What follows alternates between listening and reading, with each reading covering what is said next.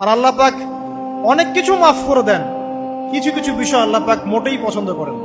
তার মধ্যে একটা হচ্ছে অহংকার, তার মধ্যে একটা হচ্ছে শিরক, তার মধ্যে একটা হচ্ছে অন্যের হক নষ্ট করা, তার মধ্যে একটা হচ্ছে আদম সন্তানকে হত্যা করা, তার মধ্যে একটা হচ্ছে বৃদ্ধ বয়সে ব্যভিচার করা, তার মধ্যে একটা হচ্ছে মুরতাদ হয়ে যাওয়া। ওই যে খ্রিস্টান হয়ে যাচ্ছেন না, খালি মরেন তারপর বুঝবেন, খালি মালাকুল মউত আসুক তারপর বুঝবেন।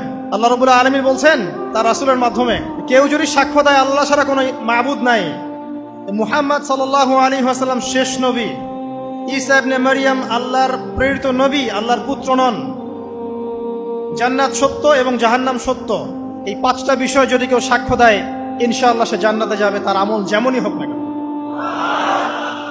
টাকার বিনিময়ে, চাকরির বিনিময়ে, সমাজসেবার নামে আর চিকিৎসার নামে ইমান বিক্রি করে ফেললেন, সুবহানাল্লাহ সুবহানাল্লাহ।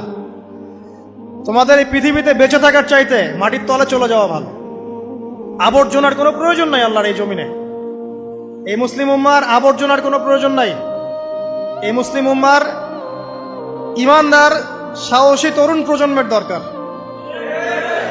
আল্লাহ পাক কবুল করুন, আমিন।